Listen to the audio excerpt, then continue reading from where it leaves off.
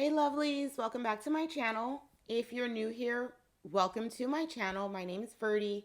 I'm a licensed nail tech, small business owner, and content creator. Definitely, I hope you enjoyed this video, and if you do, please subscribe to my channel. So today's video is my first ever attempt at glitter bottom nails, and I must say I love how these turned out. So right now I'm just going in with GLITTERBELS acrylic in, well, it's a glitter acrylic in Savannah, and I'm going in and trying to get the thinnest but most coverage possible because I'm going to go over top of this with another layer of acrylic. So I'm just trying to make sure that I keep the side walls as thin as possible and I don't add too much bulk to the nail. And I do occasionally flip the nail over just to make sure it has that coverage completely on the bottom of the nail. So it is summertime. I did record this back in August. So during the summer, and it was pretty hot in my nail room as per usual. You guys hear me say that all the time. So my acrylic was setting a little bit faster, and you'll see that once I do the second acrylic color.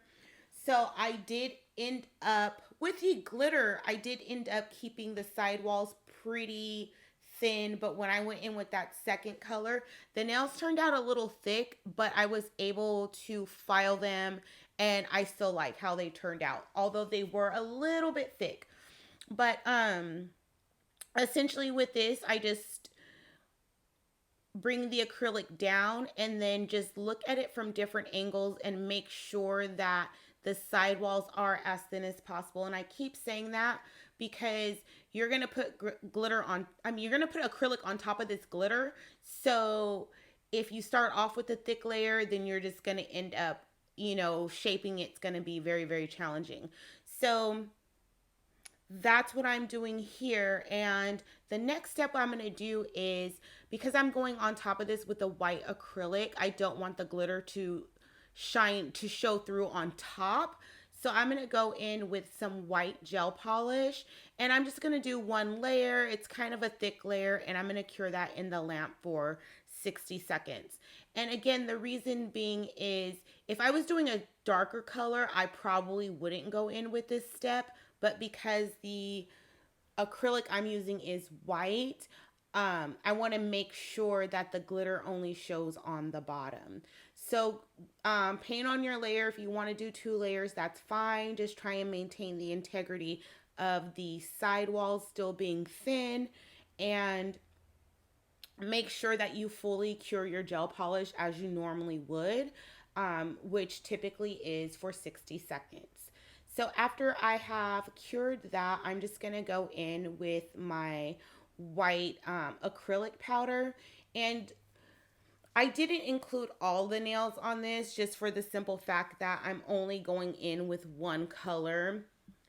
So it's a really, really repetitive. But what I tried to do in this, even though my acrylic was setting pretty fast, I still tried to keep those side walls as thin as possible. And I tried to work a little bit faster because it was curing fast, which I wasn't super successful. Like I said earlier, these came out a little bit thicker than I wanted, but I still like how they turned out. I have improved so much on my cuticle beads. I still have a little ways to go. I still sometimes end up flooding my cuticles, but I have improved so much. I do want to do a video, an upcoming video of picking up acrylic beads and my liquid to powder ratio, because just practicing that and paying attention to that has helped me so much. Now, I still work in multiple beads, and that might not change too soon, but just really paying attention to how much powder is on that brush and where you're placing it really helps when doing your cuticle bead, doing your structure and things like that. Also, you hear a lot of people say, oh, when you're doing gel, make sure you look at the nail from all angles. It can be deceiving. The same thing goes with acrylic too.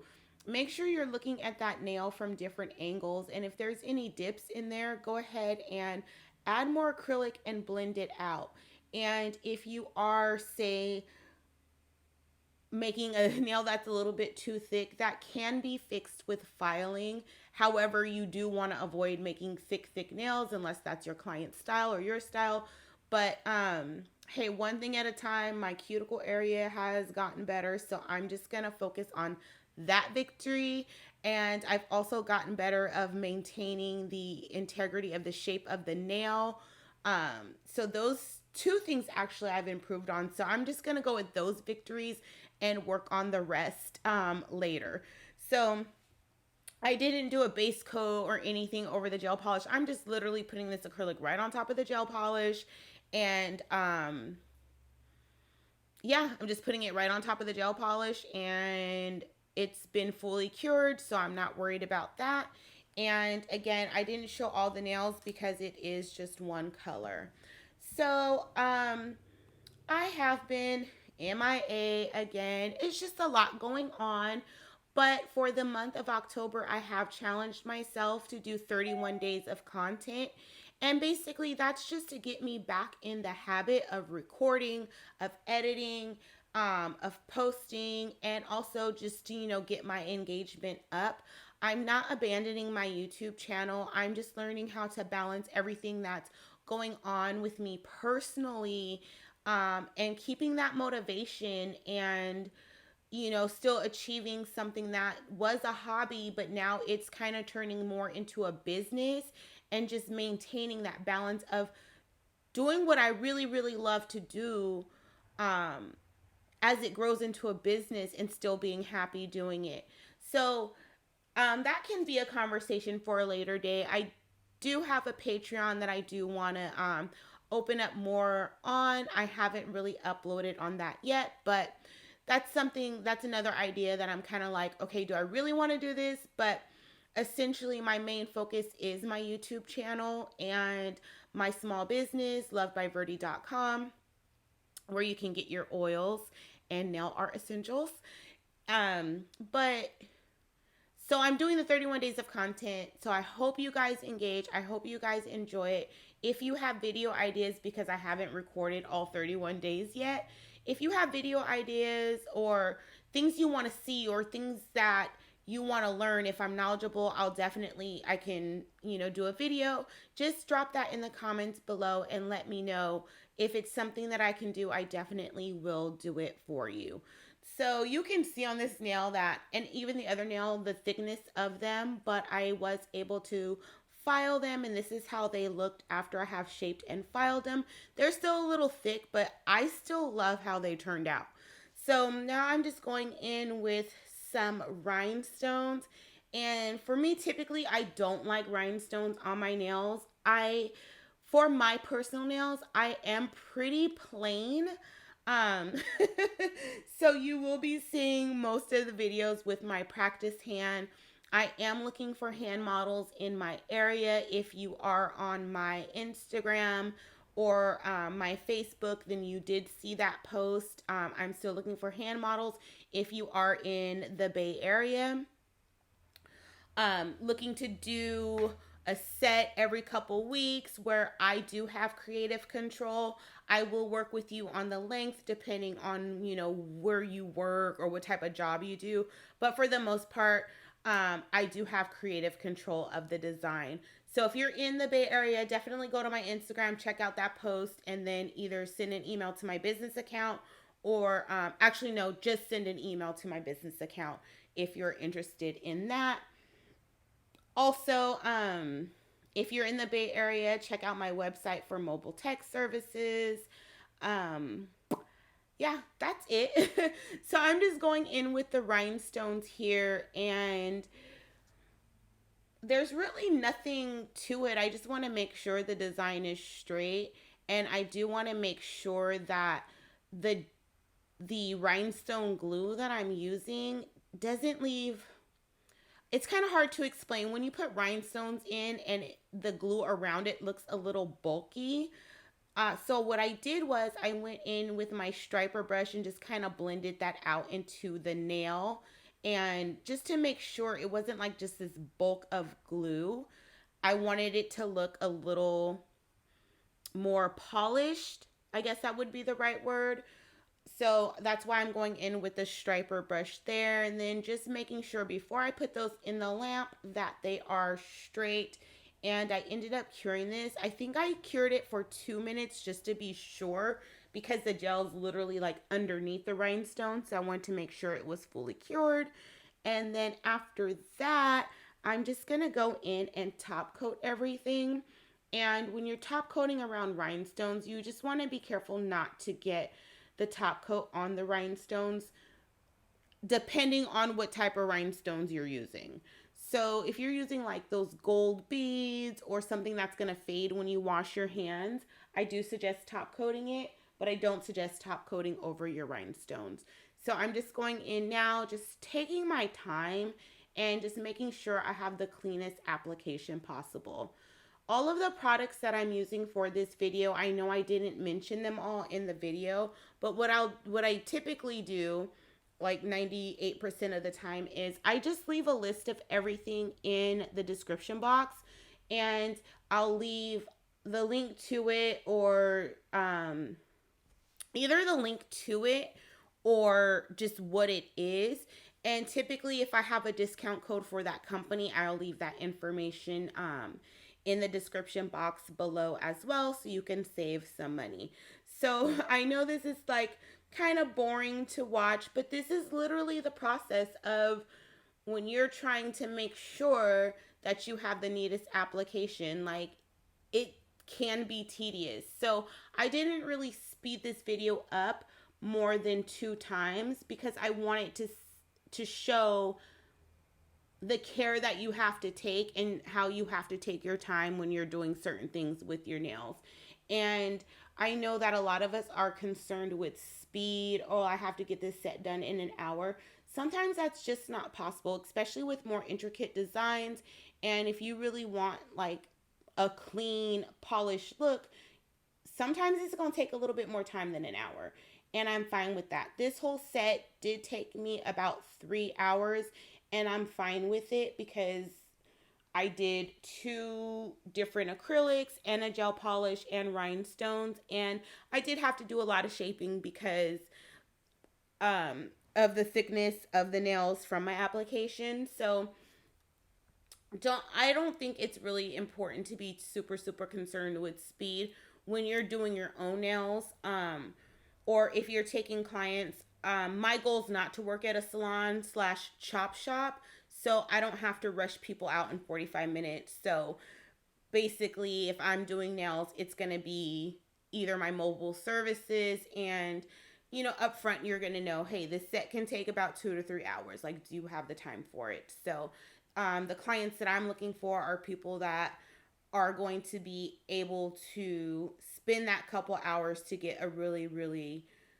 nice set of nails versus something that's rushed. So that's my little rant for you guys. Definitely let me know what you think of this nail set in the comments down below. Let me know what you have going on. I know a lot of people that follow me are DIYers. So definitely let me know where you are in your stage of nails. And also, one thing I did do too is I did top coat the bottom because it's glitter bottom nails. I wanted that glitter to pop. And just on this step, you want to be very careful that you're not getting that product on your skin. If you do get it on your skin, just wipe it off with a little bit of alcohol on a paper towel or a lint-free wipe or whatever you have available to you before you put it in the lamp. So again, this really isn't sped up, and I think this is actually not sped up at all. So you can see how meticulous I am with this step because I don't want to get that product on my skin. And also, I don't want to add bulk to the sidewalls, even though it's underneath. I don't want to add any more bulk to the nail than I already have when I went in with that white acrylic. So just take your time and just be really meticulous, and that helps me. When I'm rushing, I make a mess. So just take your time. The other thing that I wanted to talk about is after I cured everything, I did notice I had a little bit of product on my skin. I mean, you can't really avoid it all the time. So, one of the benefits of using an oil or cuticle oil after is because if you have a little bit of acrylic on your skin or whatever, once that your skin is really moist, you are able just to kind of like rub it off or peel it off. So I'm going in now with one of my scented oils from lovedbyverdie.com, and I'm just making sure that the entire area around my nail has oil on it. So with my oils, a little bit really does go a long way. So I'm just making sure that I rub it in on my cuticle area, on my sidewalls, and behind my nails. So that entire area stays moisturized, and any excess product that I have on those areas I can just peel off and get them off my skin.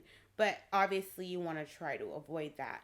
So definitely, again, let me know what you guys think about the nail design. I really love how these turned out. It is a simple design, which, you know, I kind of do like simple designs, but I really think it's a really beautiful set. So let me know what you think in the comments down below. And also, like I said, the 31 days of content, if you have any video suggestions or topics that you want me to touch on, definitely leave those in the comments down below. And if I can accommodate them, I definitely will. All my DIYers, let me know where you guys are in your nail journey. I am very interested to know. Also, that'll help me with videos that I can produce for you guys in the future. So if you're not already subscribed to my channel, definitely do that. If you haven't already given this video a thumbs up, do that as well.